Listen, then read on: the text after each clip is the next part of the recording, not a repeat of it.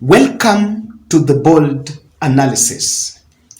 Now, I want us to, in our podcast, we want to do a 5 day thread on affordable housing. I just want to pick that and allow me not to share all the 5 concepts for the 5 days, but make sure you subscribe and follow, because video 1, video 2, for the next 5 days, we're going to tackle different aspects of it. And today, I wanted to start with what so far we have known about affordable housing and try to tackle these 5 contentious questions why Kenyans are seeing political conmanship in affordable housing. And in fact, just the 3% housing levy.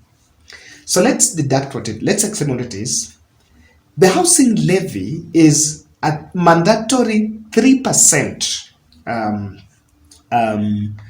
mandatory 3% deduction on salary and all those who are working. So for the salary, it will be very easy, and for the rest of us who are in the private sector, it will be voluntary, I think.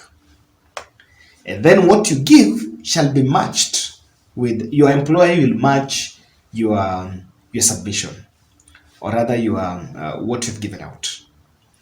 Now, the most contentious issue here is the fact that the housing levy is not a guarantee of getting anything called a house. That's it. So, good people, if you contribute for 7 years, it is not a guarantee that we're going to give in a house. But after 7 years, you will be able to recoup back your money plus what your employer has submitted, and it could be subjected to some interest. If you never know whether it is not explained whether it is both principal and the interest, or whether the money is getting interest. But if you opt out before that, or because of other eventuality like death, then your dependents can scoop back the share, but only your share, not that of the employer. The fund will be put under some management, and the framework will come from a legislation in the parliament. So Kenyans have been asking, why is our money being taken? I listened to that yesterday's interview in Citizen when both experts and government and some Kenyans were talking. The money is not for building. This is what government is saying. The money is not for building, but it is for de-risking the project, because according to the Ruto team, they already have some investors that are willing to pump in their billions in Kenya so that they can build these houses. Government is saying they're going to give these investors free land, and I think government is going to buy that land from people, or maybe snatch land from people by force, I don't know, and then subsidize some materials in the production. The resultant effect is that will lower the cost of building the houses to around 3 million, which is down from the 11 million that is maybe is the market rate. Now, so your 3% deduction is to guarantee an investor, because the investors are saying they cannot put houses in far-end counties because it doesn't make an economic sense. They cannot recoup back their money. But because government is saying that affordable housing is something that cuts across, your money is going to be put into some sort of a kitty. It is a standby kitty that after an investor completes building a house, and in a place where maybe people are not taking it, the government will pay that investor and buy the houses from those investors and have the keys. Then from there, the government will dish the houses to the public. That is so far. That is the rationale in long and short. For someone who had not listened and had not captured it, that is it. Now, one of the most, I want us to tackle now the questions. The first question is the hypothesis of house ownership. Someone should whisper to William Ruto. Kenyans have not refused that deduction. But what cannot be explained clear is the link between the money and the house. The ownership of the house remains a hypothesis. This is what I'm saying. Explain it simple this way. Today, from the end of June, we deduct and make the 1.9 billion. And by the end of the year, we have some 20,000 units here in Nairobi. The 20,000 is both the affordable housing and the social units. And so, what is the criteria of deciding that it is Kevin and Lily who is going to take over that house and not Milka and John? What is the criteria of eligibility? When I was doing this research, I asked someone in the public service, and he told me that previously there was something like some sort of a lottery. Now, those were in Mombasa. I was told about the Buxton, where houses were built, and the good people were asked to pay a deposit of 600,000, then get into the two-bedroom house and be paying 25,000 per month. So a very simple question I'm telling you, the ownership of the house remains a hypothesis because the 3% is not a guarantee. And number one, on who is going to be eligible, because the truth is not all of us need houses. Yes, there are those who have already built. Yes, me, I have my shamba home. I've already bought my shamba, so I'm not going to lie that I'm going to buy here. I'll try to collect kidogo, do my saving even after 2 or 3 years, then go and build. That to me is what I'm going to do. And I know quite a number are also like me. So, if Kenyans can see the house, it's a challenge. Second question, and this is it. Does the housing as a project make the economic value? Because the investor is willing, the affordable housing framework, does it make the economic value? The reason why I'm asking that is this. The investor is building his house here. I am contributing money to buy that house from him because he thinks that he has built a house in Samburu and there are not enough clients in Samburu. And so to give him some confidence and a comfort zone, we are collecting money from every payroll to buy that house from him. And so this is the question. Are we just creating a market for an investor somewhere? Because if the fear of that investor is that I might build a house in Laikipia and it might not get clients, then why must we build houses where the investors does not have confidence?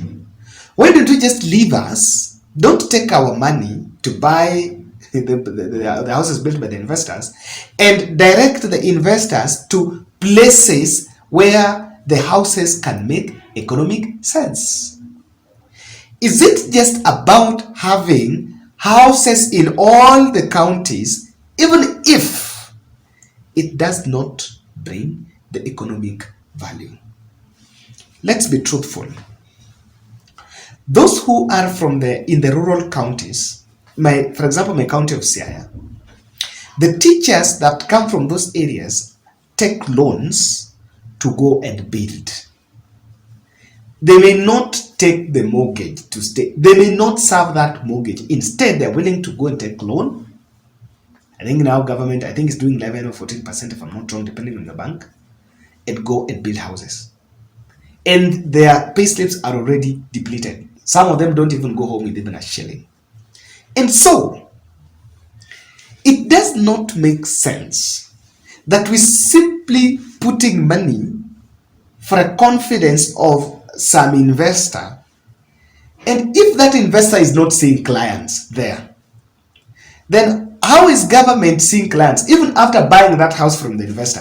Where is government going to get people to stay in that room and pay the mortgage if that investor could not see?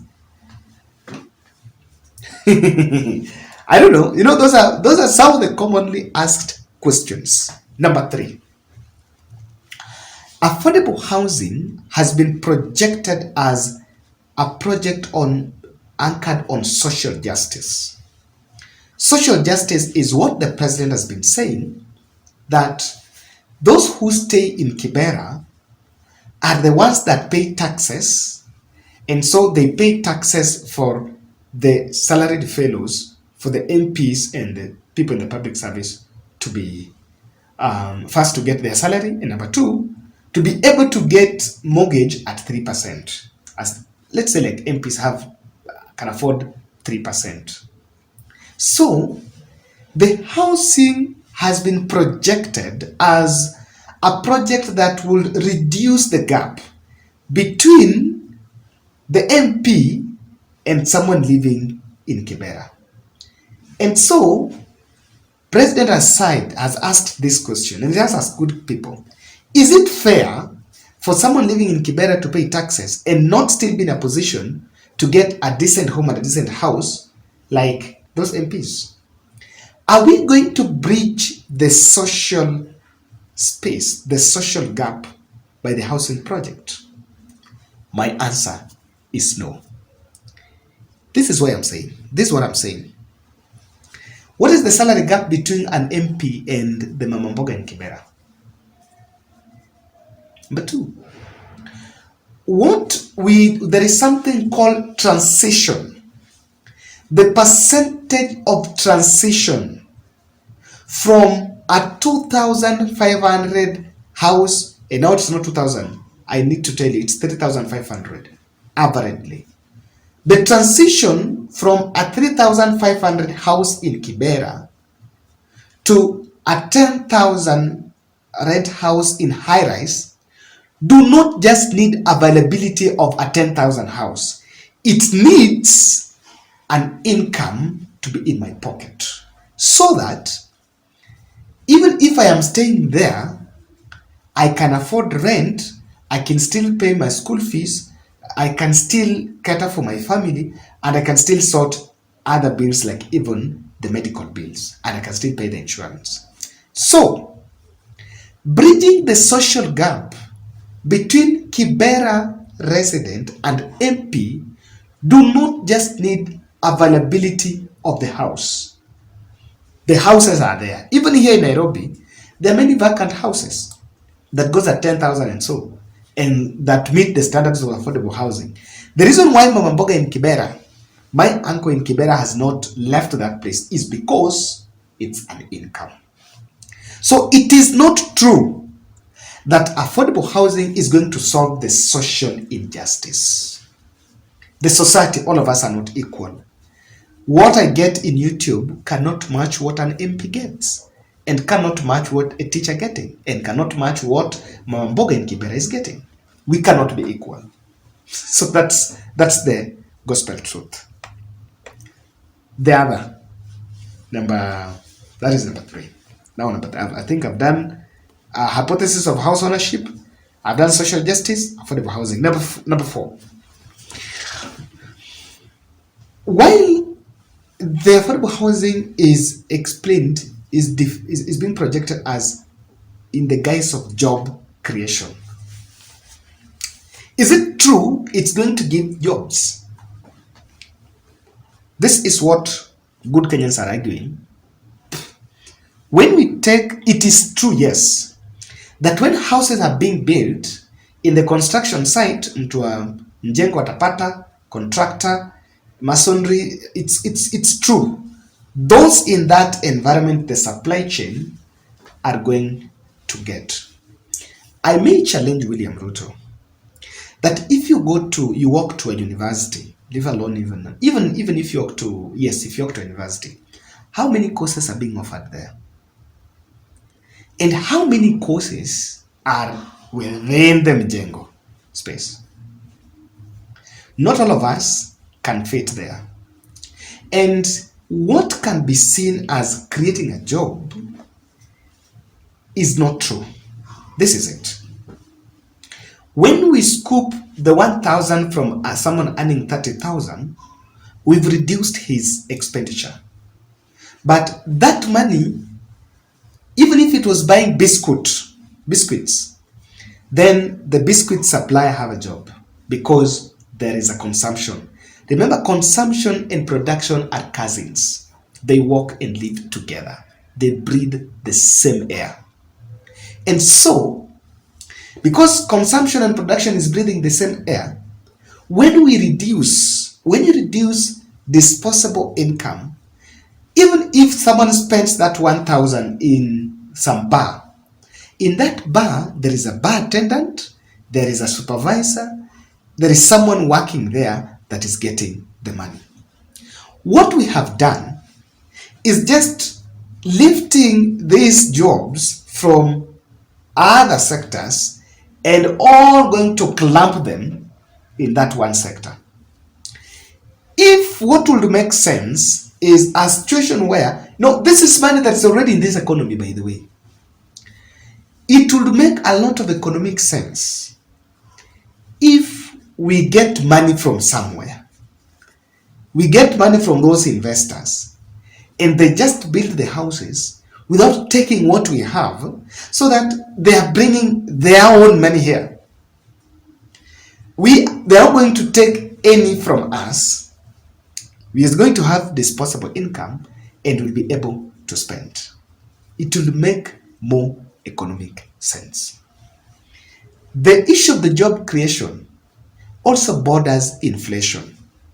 When with our inflation is increasing and we are going to create those jobs there, but have high inflation, the value of the 1,000 that a fund is going to get that construction, or 500, will be very low, and it will not change the life of us all. Lastly, ladies and gentlemen, the question of, is it legally right to take someone's money by force? That question is a bit silent. Is it legally right, and is it a good precedence to take someone's money? Because the only guaranteed money that we're going to collect is for the salaried civil servants. So you're taking from 700,000 civil servants to serve the 50 million population. You're taking from some few to serve 50 million. Is it fair? If it is normalized, then what will stop the government in the next financial year to say that we are deducting another 2% from everyone's salary for building of companies or for manufacturing? So it needs to be very realistic. I'm finishing by telling you this. There is a spree of deducting. I will look at it. Currently, secondary school principals have received a circular. And that circular is saying that the fees has been increased and every school is supposed to remit 200 shillings that is coming per student back to the ministry for extracurricular activities. Now, that is bit of the questions I've answered. In the next podcast, I'm telling you, we have 5. Tomorrow, we are speaking with an expert, 2 experts, and also the voice of Kenyans. So make sure you stick by that. We are at 50,000 subscribers, and thank you very much for Team Bold. We are pulling this together. Thank you very much. I'm still following up, and I think in the by next month, we shall roll out a rebrand of the podcast and something that we can do new in the near future.